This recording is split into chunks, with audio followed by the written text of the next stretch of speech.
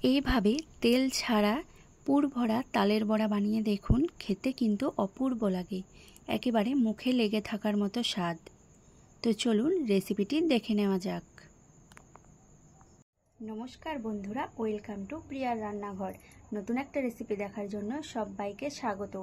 আজকে বানাবো পুর ভরা বিনা তেলে তালের বড়া। আশা করছি রেসিপিটি সবার ভালো লাগবে। তো চলুন রেসিপিটি দেখে নিই। তালের কাঠটা আমি আগে থেকেই বের করে নিয়েছি। এবার 1 কাপ পরিমাণ তাল আমি দিয়ে দেব কড়াইতে। তালটা একটু ভালো করে জাল দিয়ে নেব। তালটা জাল দেওয়া হয়ে গেলে এর মধ্যে দিয়ে দেব হাফ বাটি চিনি। এবার চিনিটা গলে যাওয়া পর্যন্ত নাড়তে হবে। চিনিটাও গলে গেছে। এবার আমি এর মধ্যে দিয়ে দিচ্ছি সামান্য পরিমাণে লবণ আর দিয়ে দিচ্ছি 1 বাটি চালের গুঁড়ো। এবার চালের গুঁড়োটা দিয়েও একটু নাড়তে হবে। এরপর দেব 1 বাটি ময়দা। এবার আমি মিশ্রণগুলোকে ভালো করে তালের সাথে মিশিয়ে নেব। দেখুন একটা সুন্দর ডো তৈরি হয়েছে। ডোটা এবার আমি নামিয়ে নেব। ডোটা একটু ঠান্ডা হওয়ার জন্য ছড়িয়ে দিচ্ছি। ডোটা ঠান্ডা হয়ে গেছে। এবার হাতে একটু তেল লাগিয়ে আমি ডোটাকে ভালো করে মেখে নেব।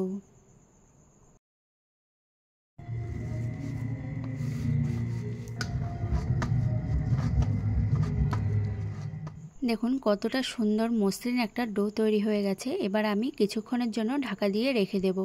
এদিকে আমি কড়াইতে পুরটা বানিয়ে নেব। তার জন্য নিয়ে নিয়েছি 1 বাটি পরিমাণে নারকেল কোড়া আর দিয়ে দিচ্ছি খেজুরের গুড়। আপনারা কিন্তু চাইলে এখানে আখের গুঁড়ো ব্যবহার করতে পারবেন। আমার কাছে খেজুরের গুড়টা ছিল তাই ব্যবহার করেছি।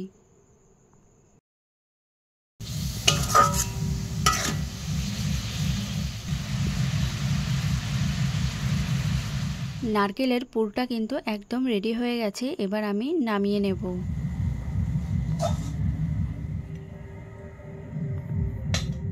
ডোটা থেকে আমি অল্প করে লেচির মতো করে নেব। এবার হাত দিয়ে একটু চেপে চেপে গোল করে নেব। এবার 2 হাতের সাহায্যে গোল গোল করে হাতের সাহায্যে একটু চ্যাপটা করে নিতে হবে। লেচিটা একটু বড় করে নিতে হবে। এবার আমি পুরটাকে একটা চামচের সাহায্যে নিয়ে লেচিটার মাঝখানে দিয়ে দেব। হাতের সাহায্যে এইভাবে লেচির মুখটা বন্ধ করে দিতে হবে। এবার 2 হাতের সাহায্যে গোল গোল করে পাকিয়ে নিতে হবে, ঠিক রসগোল্লার মতো। দেখুন কতটা সুন্দর হয়েছে। আরেকটা বানিয়ে আমি দেখিয়ে দিচ্ছি।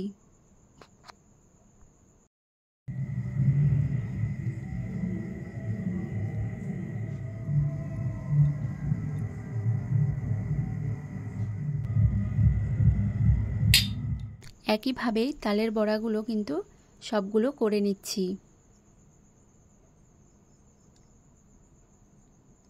আরেক দিকে আমি একটি হাঁড়িতে গরম জল বসিয়ে দিয়েছি ভাপে দেওয়ার জন্য, আর ফুটো থালাগুলো নিয়ে নিয়েছি।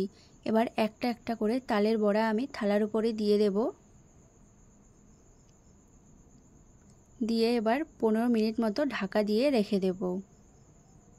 দেখুন তালের বড়াগুলো কিন্তু পারফেক্টভাবে হয়ে গেছে। আমি একটি চামচের সাহায্যে তুলে নিচ্ছি।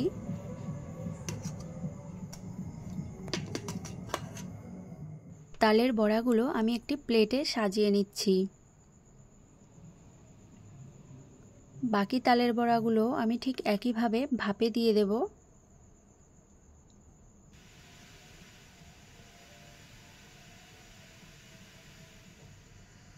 ভাপে দিয়ে কিন্তু 15 মিনিট মতোই ঢাকা দিয়ে রাখতে হবে। তো দেখুন এগুলো আমার হয়ে গেছে কত সুন্দর।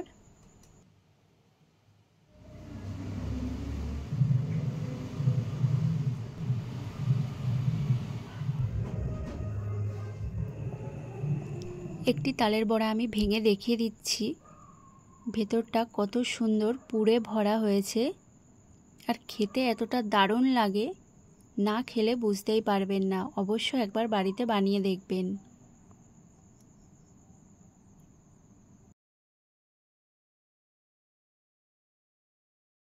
তালের বড়াগুলো দেখতে কতটা লোভনীয় হয়েছে একবার দেখুন। রেসিপিটি অবশ্যই একবার বাড়িতে বানিয়ে দেখবেন। আশা করছি ভালো লাগবে। রেসিপিটি যদি ভালো লেগে থাকে অবশ্যই লাইক, কমেন্ট, শেয়ার এবং সাবস্ক্রাইব করে দেবেন।